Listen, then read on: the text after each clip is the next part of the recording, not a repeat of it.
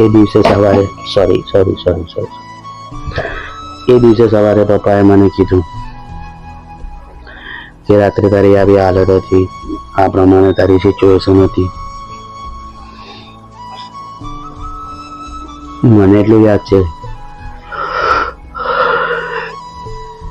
મારા બેન આવેલા, હવે ઊંઘ ચડી. બસ રાતનો ઉજાગરો કર્યો ને, હવે ઊંઘ ચડી.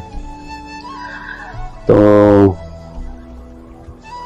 મને એટલું યાદ છે કે મેં ધર્મીને કીધું કે મને મળવું છે. પપ્પાએ કીધું આવે તો, પણ મેં નહીં મલાવ્યું.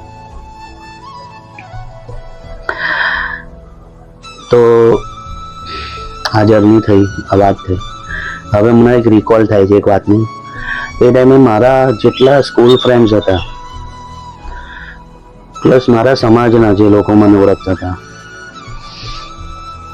એ લોકોએ મારા માટે એટલી બધી દોડધામ કરીને, ઘણા લોકોએ એમના બ્લડ આપ્યા, ઘણા બધા લોકોએ એમના વ્હાઇટ સેલ્સ આપ્યા, પ્લસ બ્લડ એટલું બધું જતું રહ્યું હતું કે મને ઘણી બધી બોટલો ચડી છે. બસ. અને હું તમને છે ને વચમાં આ બધી વસ્તુઓ કહેતો રહીશ, કેમ કે મને જેટલું યાદ છે એટલું જ યાદ છે કે જેટલું થયું છે. પણ મીનવાઇલ ઘણી નાની મેમરીઝ છે.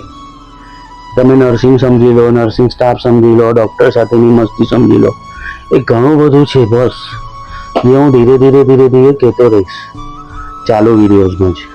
કેમ કે એક સાથે હું એક દિવસનું ડિસ્ક્રાઇબ કરવા દઈશ ને, એ દિવસની 24 કલાકમાં ઘણા બધા એવા લેવલ્સ પોઈન્ટ્સ હતા કે જે એના માટે એક વિડીયો બને. તો મોટી સમરીઓ કહીશ, ધીરે કહીશ બધું. તો તમે જ્યારે ભાઈબંધોએ મારી મદદ કરી ને, અને આજે મને મળવા આવે છે ને, ત્યારે બધા કહે કે અમે તારા માટે આટલી મદદ કરી છે, અમે આટલું દોડેલા. તો એ બધાને મારો થેન્ક યુ.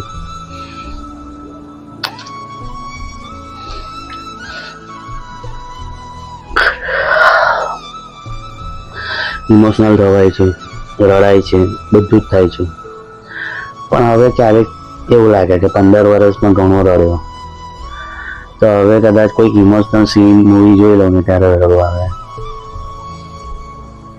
હું આગળ જણાવીશ કે મારા લગ્ન થયા છે, મને એક બાબો છે, એ બધું ધીરે રિવીલ કરીશ. તો જોડાયેલા રહેજો. Like, share, subscribe.